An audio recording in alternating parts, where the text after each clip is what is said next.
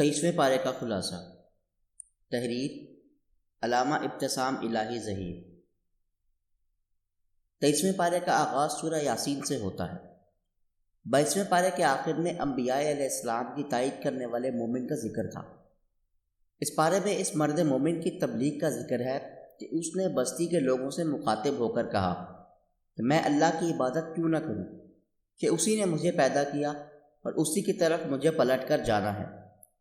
اللہ کو چھوڑ کر اگر میں کوئی اور معبود پکڑ لوں تو مجھے اس معبود کا کیا فائدہ کہ اللہ تعالیٰ اگر مجھے کوئی نقصان پہنچانا چاہے تو وہ میرا کچھ بھی نہیں بھلا کر سکتے۔ بستی والوں نے اس کی دعوت قبول کرنے کی بجائے اس کو شہید کر دیا۔ اللہ تعالیٰ نے اس کو جنت میں داخل کر دیا۔ اس پر اس شخص نے خواہش کی کہ اے کاش میری قوم کو معلوم ہو جاتا کہ اللہ رب العزت نے مجھے بخش دیا ہے اور مجھے عزت والوں میں شامل کیا ہے۔ اس بندہ مومن کی شہادت کے بعد اللہ تعالیٰ کی رحمتیں بستی والوں سے ٹوٹ گئیں۔ اس سورہ میں اللہ تعالیٰ نے کافروں کے اعتراضات کا ذکر کیا ہے کہ کافر کہتے ہیں کہ کون ہڈیوں کو زندہ کرے گا جبکہ ہماری ہڈیاں چور چور ہو چکی ہوں گی۔ فرمایا کہ وہی ان ہڈیوں کو زندہ کرے گا جس نے پہلی مرتبہ ان کو پیدا کیا تھا اور اس کو ہر قسم کی تخلیق کی پوری خبر ہے۔ اس کے بعد سورہ صفات ہے۔ مجموعی طور پر اس سورہ کے مطالب کا 5 حصوں میں خلاصہ ہوتا ہے۔ پہلا حصہ خدا کے فرشتوں کے مختلف گروہوں کے بارے میں بحث کی گئی ہے اور ان کے مقابلے میں سرکش شیطانوں کے گروہوں اور ان کے انجام کو بیان کیا گیا ہے۔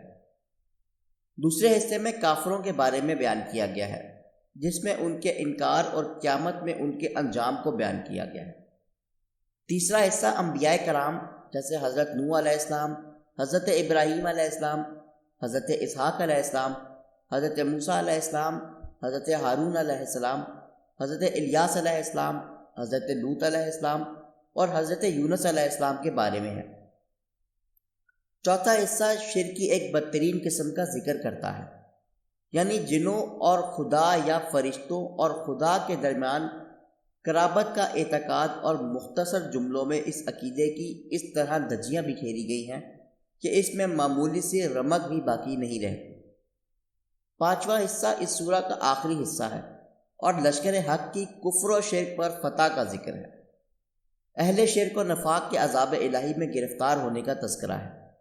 اس سورہ میں اللہ تعالیٰ نے ستاروں کی تخلیق کے مقاصد واضح کیے ہیں کہ اللہ تعالیٰ نے ان ستاروں کے ذریعے آسمان کو زینت عطا کی اور ان میں سے بعض ستاروں کو اللہ تعالیٰ آسمان کی خبریں چوری کرنے والے شیطان کو مارنے کے لیے استعمال کرتے ہیں۔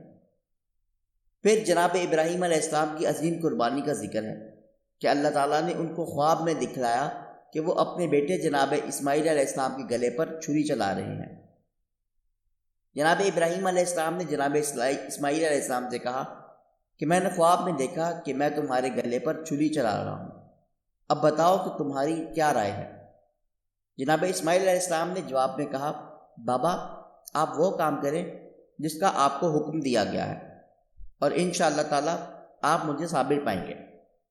جناب ابراہیم علیہ السلام نے اسماعیل علیہ السلام کی پیشانی کے بل لٹایا تو اللہ تعالیٰ نے جناب ابراہیم علیہ السلام کو پکارا کہ آپ نے اپنے خواب کو سچا کر دکھایا ہے، اور اس طرح اللہ تعالیٰ نے جناب ابراہیم علیہ السلام اور اسماعیل علیہ السلام کی قربانی کو قبول فرما کر جہان اخروی جزا کو ان کا مقدر بنا دیا، وہیں پر رہتی دنیا تک کے لیے بھی اس قربانی کو ایک مثال بنا دیا۔ اسی سورہ میں جناب یونس علیہ السلام کا ذکر ہے کہ وہ رسولوں میں سے تھے اور اللہ تعالیٰ نے ان کو 1,00,000 افراد کی طرف مبعوث فرمایا تھا۔ جناب یونس علیہ السلام جب مچھلی کے پیٹ میں چلے گئے تو انہوں نے اللہ تعالیٰ کی کثرت سے تسبیح کی اور دعا مانگی، لا الہ الا انت سبحانک انی کنت من الظالمین۔ اس وظیفے اور دعا کی برکت سے اللہ تعالیٰ نے ان کو بہت بڑی مصیبت سے نجات دی۔ اس کے بعد سورہ صاد ہے جس میں اللہ تعالیٰ نے جناب رسول کریم صلی اللہ علیہ وسلم کی دعوت پر مشرکوں کے اعتراض کا ذکر کیا ہے کہ انہوں نے اللہ واحد کی عبادت کا درس دیا اور باقی تمام معبودوں کی نفی کی، اور یہ بات مشرکین کو کسی طور پر گوارا نہیں تھی۔ پھر جناب داؤد علیہ السلام کی حکمت اور قوت کا بیان کا ذکر ہے۔ اللہ تعالیٰ نے آپ کے فرزند جناب سلیمان علیہ السلام کی دعا کا بھی ذکر کیا کہ انہوں نے پروردگار عالم سے دعا مانگی کہ اے میرے پروردگار مجھے بخش دے اور مجھے ایسی حکومت دے جو میرے بعد کسی دوسرے کے نصیب میں نہ آئے، بے شک تو سب سے بڑھ کر عطا کرنے والا ہے۔ اللہ تعالیٰ نے جناب سلیمان علیہ السلام کی دعا قبول فرمائی اور آپ کو ایسی سلطنت عطا فرمائی کہ جنات اور ہواؤں کو آپ کے تابع فرما دیا۔ جنات آپ کے حکم پر عمارتیں، بڑے حوض اور جمی ہوئی دیگیں بناتے تھے اور آپ کے حکم سے غوطہ خوری بھی کرتے تھے۔ اسی طرح تیز ہوائیں آپ علیہ السلام کے حکم پر صبح و شام 1 ماہ کی مسافت طے کرتی تھی۔ آپ کے دربار میں تمام چرند پرند کے نمائندے موجود ہوتے تھے۔ اللہ تعالیٰ نے آپ پر بہت زیادہ انعامات کیے، لیکن آپ اس تمام انعام و کرام کے باوجود اللہ کی بندگی میں مشغول رہے اور اپنی تمام تر توانائیوں کو اللہ کی توحید و نشر و اشاعت میں صرف کرتے رہے۔ اور جب بھی کبھی آپ کے علم میں یہ بات آئی کہ کہیں اللہ کی ذات کے ساتھ شرک ہو رہا ہے تو آپ علیہ السلام اس مقام تک رسائی حاصل کرتے اور لوگوں کو توحید کی دعوت دیتے۔ سبا کی ملکہ سے آپ کا تنازع اصل سبب یہی تھا کہ سبا کے لوگ اللہ کو چھوڑ کر سورج کی پرستش کرتے تھے۔ اسی وجہ سے آپ نے ملکہ سبا کو اپنے دربار میں طلب کر کے توحید کی دعوت دی، جس کو اس نے قبول فرما لیا۔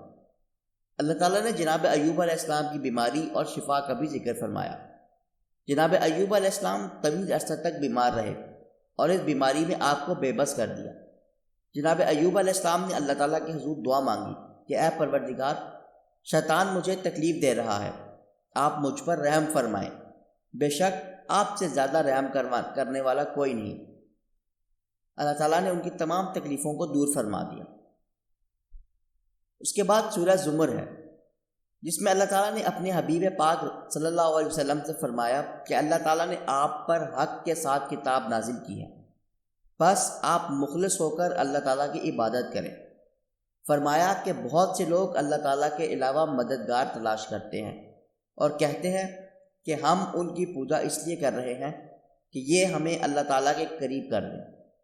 اللہ تعالیٰ فرماتے ہیں کہ ان اختلافات کا فیصلہ وہ خود فرمائے گا اور بے شک وہ جھوٹ بولنے والوں اور گمراہوں کو کچھ ہدایت نہیں دیتا۔ اس سورہ میں اللہ تعالیٰ نے فرمایا کہ اس نے انسانوں کو 3 اندھیروں میں پیدا فرمایا۔ پھر اللہ تعالیٰ فرماتے ہیں کہ حقیقی گھاٹا ان لوگوں کے لیے ہے جن کو اللہ تعالیٰ نے آخرت میں گھاٹا دیا، اور یہ وہ لوگ ہیں جن کو آگ کا عذاب سہنا ہوگا، اور ان کے مقابلے میں جنتیوں کو ایسے بالا خانے ملنے والے ہیں جن کے نیچے نہریں بہتی ہوں گی۔ یہ اللہ کا وعدہ ہے اور اللہ تعالیٰ اپنے وعدوں کے خلاف نہیں کرتا۔ اللہ تعالیٰ فرماتا ہے کہ اس نے بہترین بات کو نازل کیا جس کے مضامین میں ہم آہنگی اور تکرار بھی ہیں۔ اس کو پڑھنے کے بعد جن کے دلوں میں اللہ کا خوف ہوتا ہے ان کے رونگٹے کھڑے ہو جاتے ہیں اور دل اللہ کی طرف متوجہ ہوتے ہیں، اور جس کو اللہ گمراہ کر دے کوئی اس کو ہدایت دینے والا نہیں۔ اللہ تعالیٰ سے دعا ہے کہ وہ ہمیں قرآن مجید پڑھنے، سمجھنے اور اس پر مکمل طور پر عمل پیرا ہونے کی توفیق عطا فرمائے۔ آمین۔